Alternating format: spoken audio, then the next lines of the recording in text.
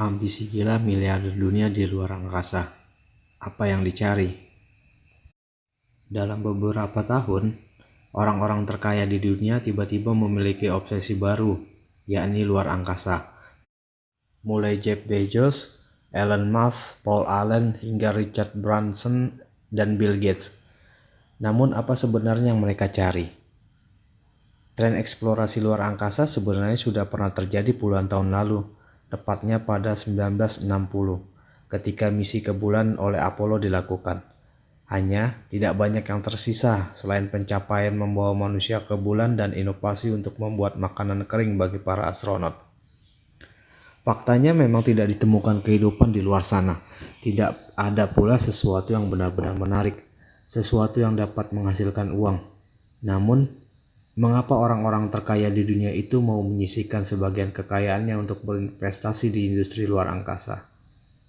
Jika orang-orang super kaya ini tidak memahami industri dan pasar, siapa lagi? Bukan tidak mungkin mereka mengejar sesuatu yang besar. Faktanya, saat ini proyek-proyek keluar angkasa tidak pernah sepi.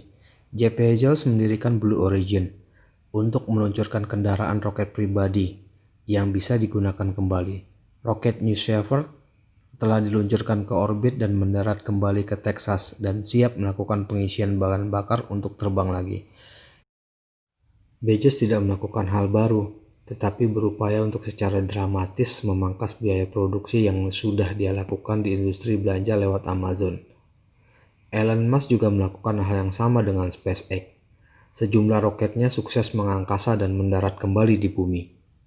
Strato Launch System milik Paul Allen sedang mengembangkan roket tipe baru yang menggunakan pesawat raksasa untuk mengangkat roket tersebut mendekati angkasa. Hanya Richard Branson yang memiliki pendekatan sedikit berbeda, yakni space tourism atau wisata luar angkasa. Targetnya hingga akhir tahun perusahaannya bisa membawa manusia ke orbit. Zaman dulu, langkah serupa juga telah dilakukan Andrew Carnegie dan John D. Rockefeller. Mereka mendonasikan jutaan dolar untuk mengembangkan roket ke luar angkasa, termasuk keluarga terkaya Amerika Guggenheim, yang mendanai roket berbahan bakar cair pertama pada 1926. Rasanya wajar jika para milioner berambisi untuk menaklukkan angkasa. Setelah menjadi orang terkaya di bumi, apalagi yang bisa ditembus batasannya selain luar angkasa? Meskipun sebenarnya jika ditilik dari bisnis, sulit ditemukan sesuatu yang luar biasa dari bisnis yang modalnya sendiri sudah luar biasa besar. Untuk pasar sistem satelit yang digunakan untuk telekomunikasi dan broadcasting tidak terlalu besar.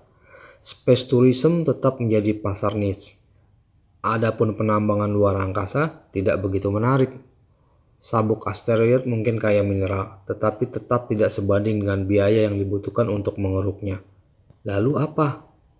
Tahun lalu Kongres Amerika baru saja mengesahkan SpaceX yang memungkinkan perusahaan swasta untuk memiliki hak akan mineral di luar bumi dan membuka kesempatan eksplorasi antara planet sebesar-besarnya.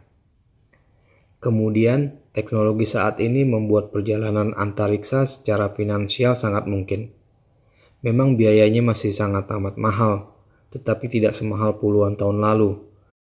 NASA memperkirakan program Apollo akan memakan biaya hingga 200 miliar US dollar saat ini. Bahkan orang-orang terkaya di bumi pun akan mampu untuk mendanainya. Bandingkan dengan sekarang, di mana biaya peluncuran SpaceX hanya di angka 100 juta dolar. Hal itu memungkinkan perusahaan swasta untuk bermain di area ini.